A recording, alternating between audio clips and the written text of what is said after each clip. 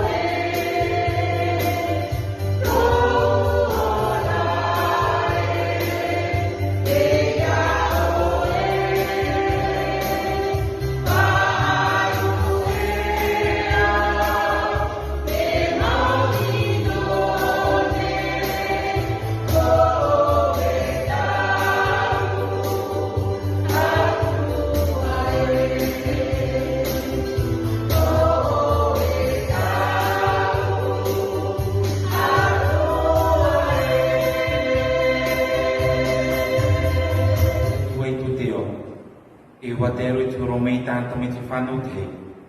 Tia ure ia pue te wharu I ana. Ia no aratu ra ure ure.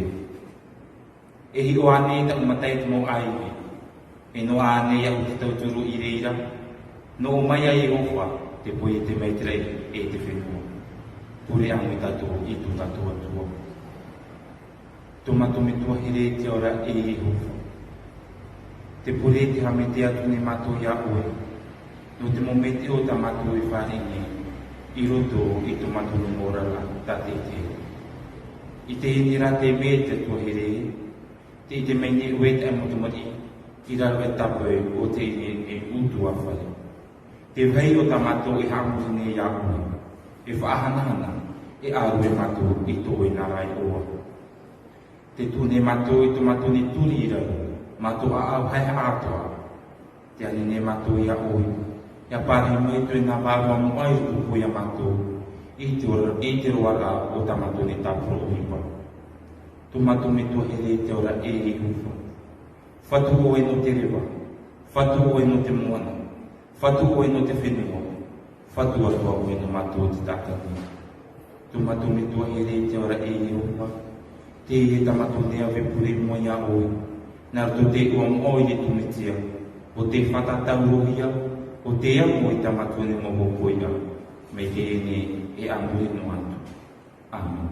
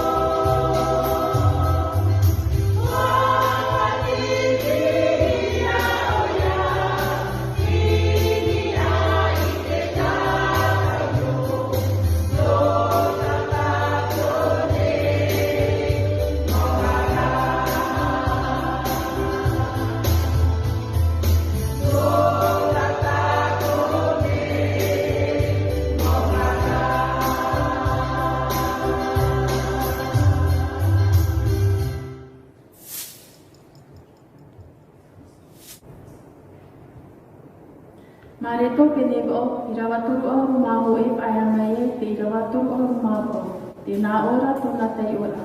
Watamata tura oia te whaite aratue, e rawerahi to te tamaiti a te tatapui, e whaaru e hia e te whea paaru, e te mo tahu ararei, e te mo pap e toro, e tapare pue roahia, e waru i toruan e ti a whaahawai i nia. I prau whaite roa tura oia e taua prau nei, wa rawea tura petero iana, o paia e rei te iti, wa awa tura iana. Wa whare o maira oia, wa hi o maira i tana mō pipi. Wa awa o maira petero na o maira. E haere e oi tatani e. Aore ho i oe iau i tate atuara, o tate taata neira ta oe iau. Wa prau atura oia i te mō taata atua, te tāna ra mō pipi, na o atura oia i arato. Te taata i hinare i te pe mai iau, e whaaru e oia i ana iho. E rawe i tāna takauro, a pe mai iau. O te hinaro e te tape e tōna ora, e ereia oia i te ora. E o te itia iana i te tū tōna ora, iau e te evaneriane, e ora ia tōna. E aha, ta te tata nei whawha, ia roa aiana te tau atoa, o te eneo, ia ere oia i te ora. E aha, ta te tata nei e ore, e horo ai e ho'o i tōna i hora. I te iene, o te hama iau e tau nei prau, i te iene, uihara e te whaaturi. O ia atu ata te tamaiti a te tata e hama ia te mei oia, ma te hanahana o tōna rawetua, e ma te mōmerahi mo atu ara.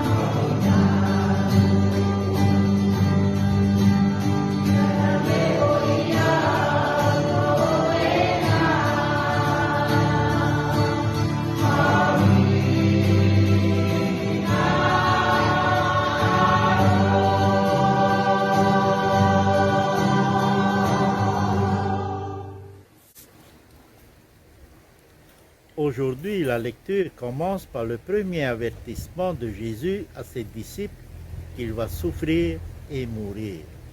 Ces avertissements, toujours brefs, se terminent par le réconfort qu'il reviendra. Dans les versets immédiatement avant le passage d'aujourd'hui, Pierre déclare que Jésus est le Messie. Enfin, les disciples comprennent qui est Jésus. Au lieu de louer Pierre, Jésus recommanda sévèrement de ne dire cela de lui à personne. La déclaration de Pierre marque un tournant. Jésus quitte son ministère en Galilée pour aller à Jérusalem, sachant que les dirigeants s'opposent à lui. Le destin de Jean le Baptiste est un présage.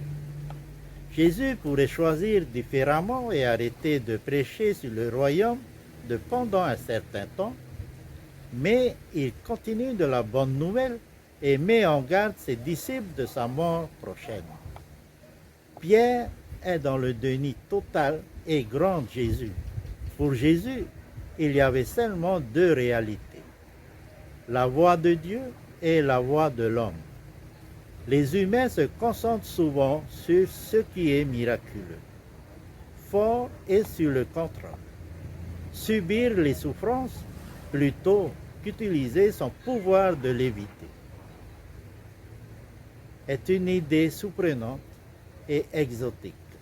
Jésus entend dans la protestation de Pierre un écho de la tentation qu'il a surmontée dans le désert, alors y grande pierre, arrière de moi, est simplement une façon de dire va-t'en. Appeler Pierre Satan reconnaît la tentation de nier et d'éviter la voie de la souffrance. Jésus prend soin dans ses enseignements d'utiliser des mots conditionnels. Si certains désiraient, ceux qui veulent, ceux qui sont, les auditeurs peuvent décider eux-mêmes si l'expression conditionnelle s'applique. Encore une fois, nous voyons ici la limite de l'autorité de Jésus. Il n'avait pas l'autorité de forcer qui que ce soit à le suivre. Il pouvait seulement inviter et montrer la voie. Jésus parle à ses disciples en privé de sa souffrance et la mort, mais il avertit les foules publiquement du résultat potentiel de le suivre. C'était la coutume pour les condamnés de porter leur pilori transversal jusqu'au lieu de la crucifixion. Marc a écrit: après la crucifixion infamée par l'empereur Néron des chrétiens à Rome, et l'audience de Marc vivait déjà sous la menace du martyre. Jésus dit clairement que le chemin à venir est un chemin de souffrance et de service.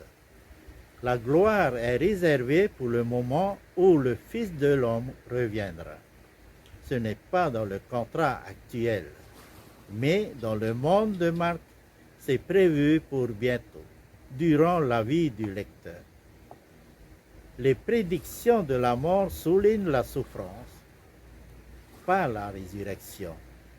C'est compatible avec la fin originale de l'évangile de Marc qui traite rapidement et mystérieusement du message du tombeau vide. Les plus anciens manuscrits se terminent avec les femmes silencieuses, apeurées de proclamer la bonne nouvelle. Les auditeurs doivent décider si eux aussi vont rester silencieux et avoir peur, ou affrontera-t-il la souffrance et la mort possible pour proclamer la bonne nouvelle? L'accent de Jésus sur le ministère de serviteur est un thème qui se retrouve tout au long de l'évangile de Marc. Jésus apporte un ministère aux personnes qui ne peuvent rien donner en retour. Il sert au détriment de sa tranquillité d'esprit et de son énergie. Donner sa vie pour le royaume de Dieu offre un modèle à suivre. La vie vient de Dieu. Nous pouvons choisir comment passer notre vie, mais nous n'avons pas le pouvoir de la perdre ou de la sauver. Ça, c'est du domaine de Dieu.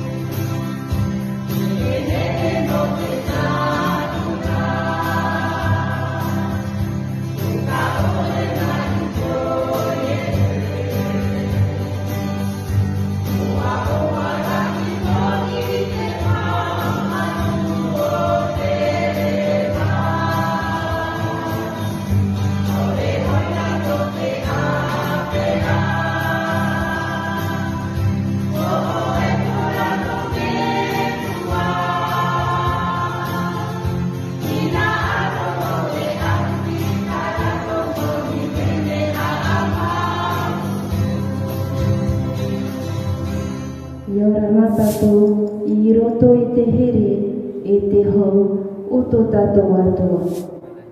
Te awhe me mātou, te oa oa, te hau, te here e te ti ai turu. oa oa ne mātou te wharira i te o a te atua, i roto i te rahura no te ora. Wa piihia tātou no te itera, no te hiira iana i roto i ana iho. E ia hangit e te atua, ia tātou. Amen.